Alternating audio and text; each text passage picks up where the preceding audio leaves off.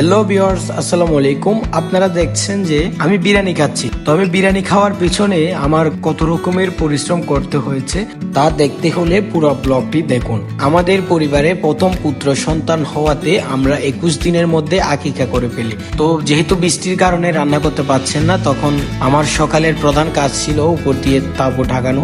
আকিকাতে আমাদের প্রধান আয়োজন ছিল বিরিয়ানি করা। তো বিরিয়ানির জন্য ছাগল জবাইয়ের পরে এখন মাংস কাটাকাটির বেলা। তো আমার আসলে এই বিষয়ে কোনো এক্সপেরিয়েন্স ছিল না, যার কারণে আমি পারছিলাম না।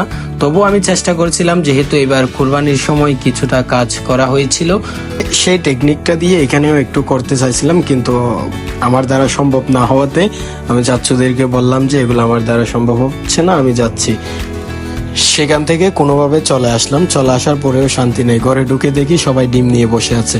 একদিকে আমার তালতো আর একদিকে আমার কাজিন, দুজনে আমাকে ডেকে কোনোভাবে বসালো। আসলে আমি বসছিলাম শুধু ভিডিও নেওয়ার জন্য, তবুও কয়েকটা ডিম তাদেরকে ছুলে দিলাম। এরপরে আমি চলে যাই সোজা রান্নার কাছে। বাবুর্চি আমাদের রিলেটিভ হওয়াতে অনেক দুষ্টুমি করতেছিল।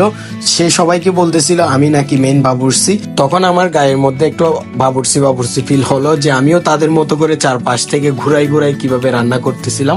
যেহেতু ব্যাচেলার বাসায় থাকি, সেক্ষেত্রে সবসময় আমাদের রান্না করে খেতে হয়। সেখানকার এক্সপিরিয়েন্স থেকে এখানেও কিছুটা এক্সপিরিয়েন্স নিলাম। আসলে কোনো পেশায় খারাপ না।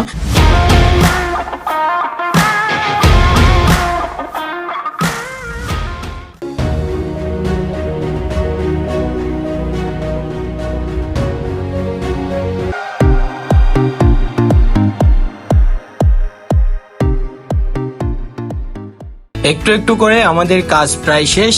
কাজ শেষ করার পরে হুজুররা এসে মোনাজাত করে নাম রেখে একটু ফাতিহা দেওয়ার পরে আমরা খাবার শুরু করে দিই। যেহেতু খাবারের সময় আমরা ভীষণ কাজে ব্যস্ত ছিলাম, যার কারণে খাবারের ভিডিওগুলো নেওয়া হয় না। তো ভিউয়ার্স, আজকের ভিডিও এই পর্যন্ত। দেখা হবে পরের কোনো ভিডিওতে। ভালো থাকবেন, সুস্থ থাকবেন আর আমাদের জন্য দোয়া করবেন। আসসালামু আলাইকুম।